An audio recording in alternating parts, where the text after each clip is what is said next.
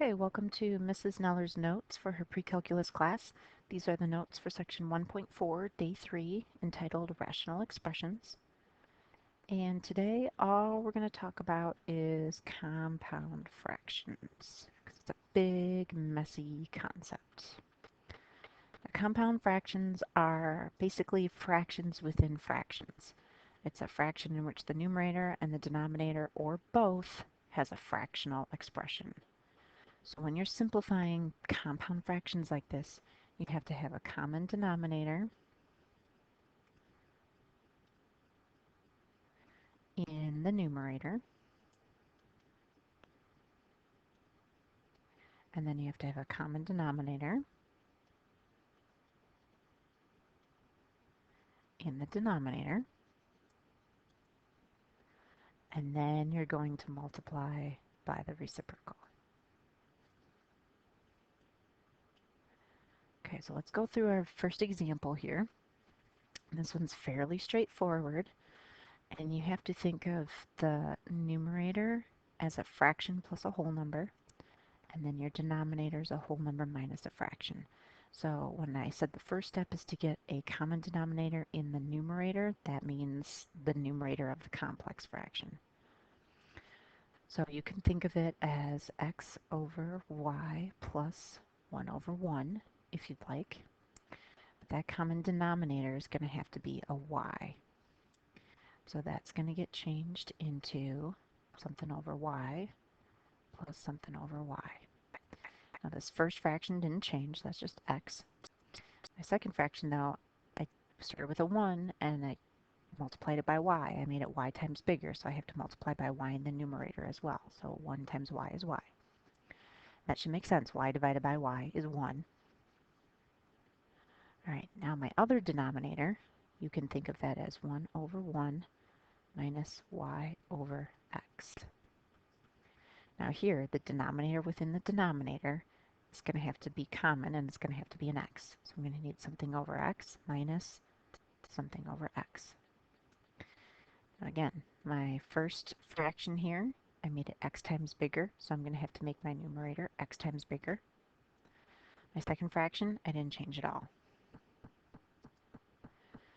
So now I really have x plus y over y all over x minus y over x. So that fraction, that complex fraction has been transformed into the new one. And now I'm going to multiply by the reciprocal of the denominator. So I'm going to multiply by x over x minus y. And what I do to the denominator, I have to do to the numerator. Now that's going to allow me to cancel everything out of this denominator. So I no longer have a fraction within a fraction. Now I have one fraction with one numerator and one denominator. And when I multiply across, I'm going to get x times x plus y over y times x minus y.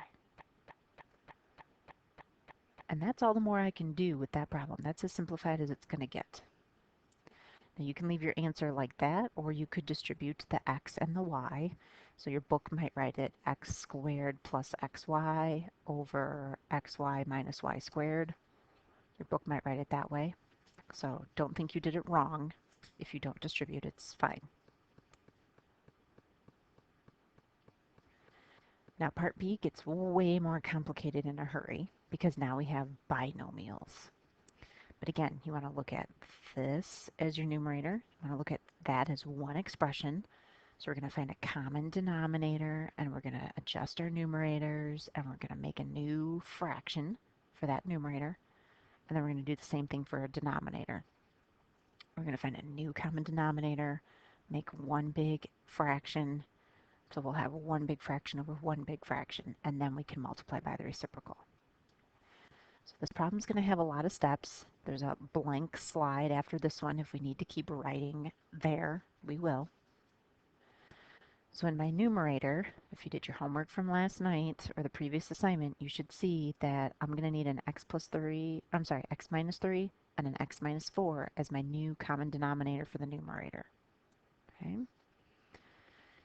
So let's see if I can write that over here. That might be the best use of room. So I'm going to need an x minus 3 and an x minus 4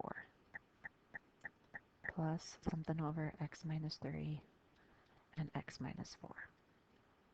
Now my first numerator had the x plus 1 and it had the x minus 3. I'm multiplying by the x minus 4, so I'm making it x minus 4 times bigger.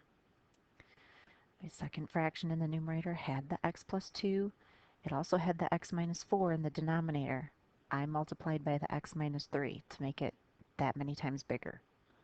And again, don't cancel. Don't cancel out the x minus 3's or the x minus 4's. Don't cancel those out. We're not canceling yet. We're still getting one big fraction. Okay?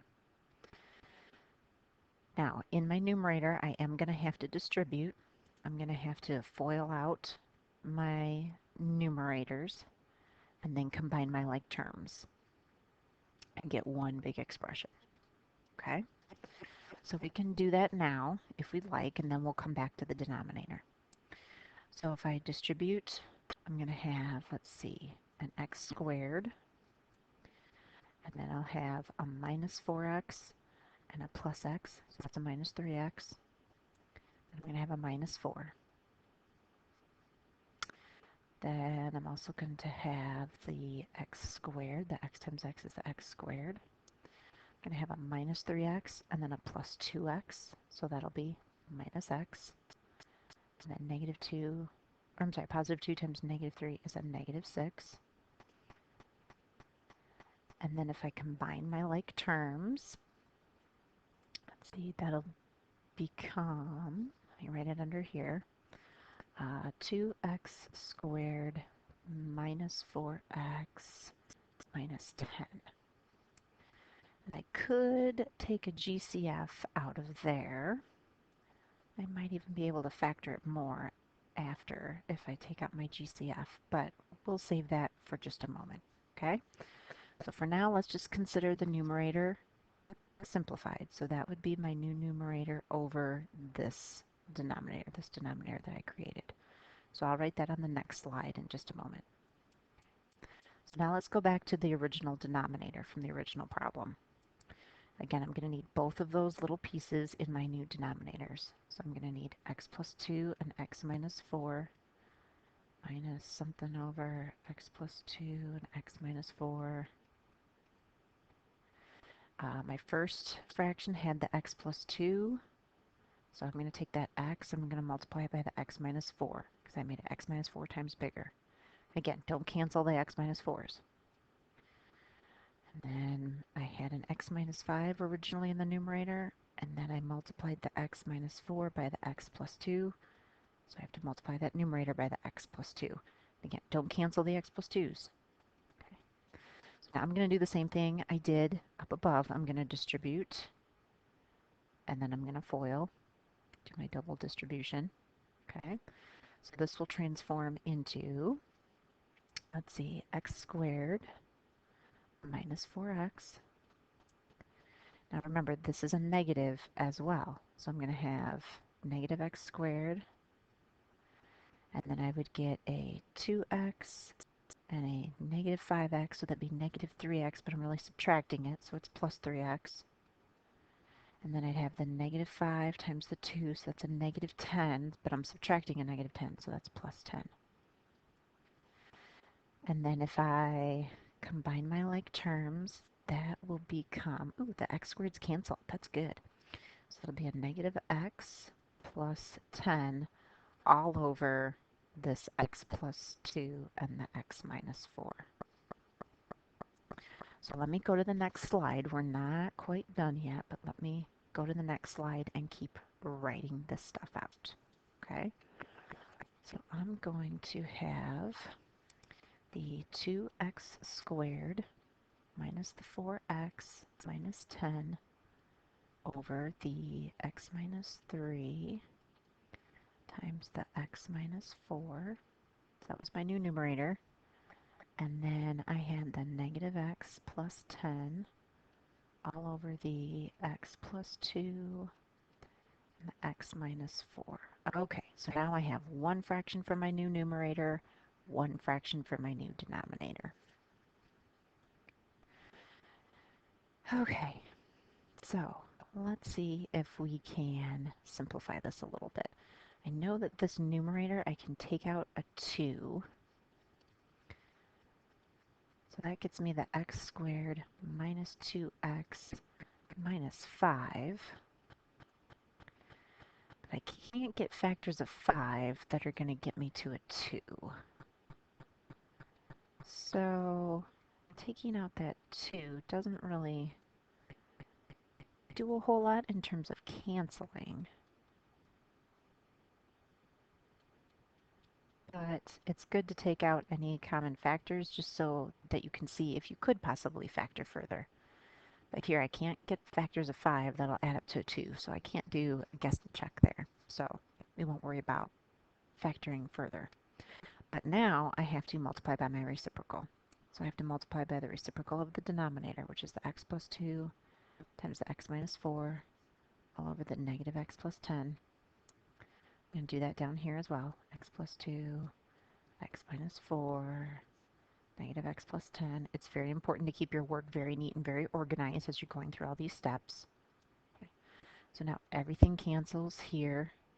So that fraction in the denominator is going to be gone. And then I'm going to see if I can cancel anything in my new expression now. So now I'm basically working with this, and it's just a fraction times a fraction. Okay? So going back to a couple days ago in our notes when we had a fraction times a fraction, remember you can cross cancel. So this binomial here, this x minus 4, and this binomial there in the denominator, those will cancel. And I believe that that's all that will cancel. So we're going to have a big messy answer. So in my numerator, as I multiply across here, I'm going to kind of write them in a slightly different order. I'm going to have 2, and then my x plus 2, my binomial, and then I'll put my trinomial, x squared minus 2x minus 5. You don't have to write it in that order, it just looks kind of nice. And then my denominator, I'm going to have the x minus 3 times the negative x plus 10. And your book might even write that as 10 minus x, just so it has the positive term coming first. But that's it. That's your whole simplified answer after dealing with that big complex fraction that we started with. And again, remember, you might have restrictions on your denominator. You might have a domain. Remember, you could not have an x value of 3, or you could not have an x value of 10 for this problem. Those would give you 0 in the denominator, so your expression would be undefined for those values. Whew. Okay, so now we're going to talk about how to simplify compound fractions by taking out a common factor. And these common factors are going to be slightly different. This is a new concept that you haven't seen before, and it's taking out a common factor that has a binomial, basically, with an exponent. So you've taken out common factors like an x squared or a y to the 5th. You've done that. Now we're going to do that same concept, except it's going to be a binomial that's raised to an exponent. Okay? And the trick when we're taking out common factors, like if we had x squared times y, and then we had x to the 3rd and y squared, the trick for taking out a GCF from those terms is to take out the smallest exponent. So we would take out an x squared and a y. So that's going to be our tip that we want to remember here. You want to take out the smallest exponent. Okay? Now, that concept gets kind of tricky when you're dealing with fractions. And actually, this third one here is a repeat of the first one. So that was a typo, so we'll just skip it for now. But if we look at this first expression here, we're looking for a greatest common factor. I hope you see that both expressions have an x plus 2 and an x plus 2. And our smallest exponent is the 2. So I'm going to take out an x plus 2 squared. Just think of it like taking out an x squared. So then my leftovers, I'm going to put them in brackets now. And I'm still going to divide this first term here by what I took out. So I'm dividing that term by itself, essentially. So I get a 1. And then in this second term, I'm taking out 2 of the x plus 2's. So remember, that's like subtracting your exponents. 3 minus 2 is going to be a 1. So I'm going to have minus 4 times x plus 2 to the first. Now we could simplify that further. I'm not going to right now. I just want you to focus on that concept of taking out a GCF that has a binomial with an exponent. Now for the second one and this third one, they have fractions, but it's the same concept. We're going to take out the smallest one. So you have to ask yourself, okay, between a power of 1/2 and a power of 3/2, which is smallest? Well, the smallest one is going to be 1/2. 1/2 is smaller than 3/2. So I'm going to take out an x plus 2 to the 1/2. And again, that's my whole first term, so I have the 1 minus the 4 times the x plus 2. Now, how do we get the power on this expression? Basically subtracting, just like we did up here. If I had x plus 2 to the third power, I'm taking out a 2. 3 minus 2 is 1. So now I start with 3/2. I take out 1/2, so that's like 2/2, which is 1. So I've gotten rid of that fractional exponent, which is kind of the whole point.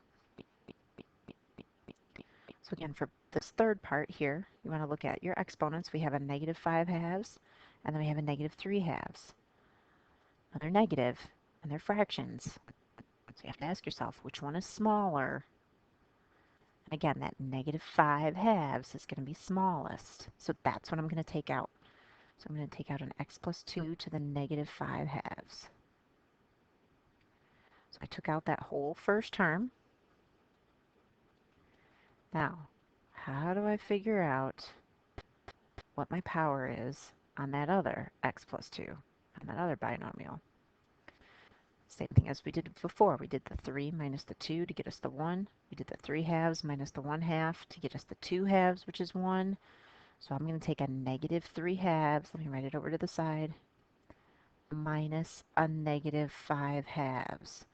Remember, when you minus a negative, that's like plus a positive. So negative 3 plus 5, that's like 2/2, which reduces to 1. So you have to have good mental math skills here. And these are how the problems are going to look. So we have example A and example B, and then we're done. So in example A, it says take out the common factor first and then simplify. And when it says to take out the common factor, they really want you to focus on the numerator. Okay, we have 2 terms in our numerator. And really, for right now, just to keep things simplified, we just want to focus on the common factor for these binomials, just like what we were doing on the previous slide. I know I could take out an x from the 2x and the x squared. I know they have an x in common, but I'm just going to focus on those binomials for now because the other common factors will work themselves out as we go through the problem. Okay, we can reduce those later. So if I'm looking at my x plus 6 to the fourth and my x plus 6 to the third, the smallest power is to the third power. So that's what I'm going to take out. I'm going to take out an x plus 6 to the third. Then my leftovers are going to be that 2x and then 1 of the x plus 6's, or x plus 6 to the first. And then I'm going to have this x squared left over. And then I won't have that x plus 6 to the third at all. So he's gone. Now in my denominator, I still have the x plus 6 to the 8th. Remember, this is multiplication out front between those parentheses and those brackets. So now I can cancel. If I have 3 x plus 6's up here and 8 down here, I can cancel. I can get rid of those 3, and I can get rid of 3 from here, and that'll leave me with 5. And now in my numerator, I'm also going to go through and I'm going to distribute and combine like terms and simplify this leftover expression in the brackets here. So if I distribute the 2x, I'm going to end up with 2x squared and 12x minus x squared. And then that'll be over my new denominator of the x plus 6 to the fifth. And then I have some like terms that I can still combine together in my numerator. I've got the 2x squared minus x squared, so I have x squared plus 12x, and it's all going to be over x plus 6 to the fifth. Now again, I could take out an x from the numerator and have x times x plus 12. Your book might write it that way, but it's not going to cancel with anything in the denominator, so we don't really have to worry about writing it that way. But again, remember, we might have a restriction on our denominator. We can't have x be a value of negative 6, because that could give us 0 in our denominator. So our domain would have that restriction where x cannot be negative 6. Okay, so there's a lot of little steps there. That's why we're going to do part B. We're going to practice this again. This time we have fractional exponents. And again, you have to ask yourself, which is smaller? Is that 1/2 smaller, or is the negative 1/2 smaller? Hopefully you're thinking that the negative 1/2 is smaller. Okay, so again, just in my numerator here, I'm going to take out the greatest common factor. So I'm going to take out a 7 minus 3x to the negative 1/2 power. So I'm just focusing on those binomials with the exponents. And my leftovers, in my first term here, if I have a 1/2 and I'm subtracting a negative 1/2, remember when we are taking out exponents, when we're taking out a GCF and we're dealing with exponents, it's like we're subtracting. So I have my original amount of the 1/2 minus a negative 1/2. So when you minus a negative, that's like plus a positive. So I really get 7 minus 3x to the first. And that's ideal. That's what we want to happen. So that way we get rid of that exponent. Then in my second term, I'm taking out the 7 minus 3x to the negative 1/2. I'm taking that whole thing out, so all that's left is the 3x. Nice.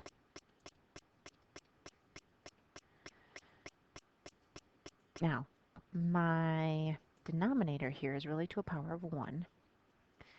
And the common factor that I took out in my numerator has an exponent that has a negative number. It's a negative 1/2. Remember, negative fractional exponents are bad. Negative exponents in general are bad. We don't want them to be negative. We want to relocate them so that they're positive. So to finish simplifying this expression, I'm going to have to take this whole term that has the negative exponent, and I'm going to have to move it to the denominator. So my new denominator now, let me write it over here, is going to be 7 minus 3x to the, well, let's see. I would have a positive 1/2 plus the 1, because I would be multiplying my like bases. So I would have to add my exponents. So that would be 3/2. Then the other part of my numerator, I can combine like terms inside these brackets. I have the 7 minus 3x plus 3x. Well, the minus 3x and the plus 3x are going to cancel, and I'll just have a 7. And that's as simplified as our expression can get. So there are your practice problems to practice these concepts. Definitely do these problems. Check your answers in the back of the book. And if you have questions, come on in before school and see me.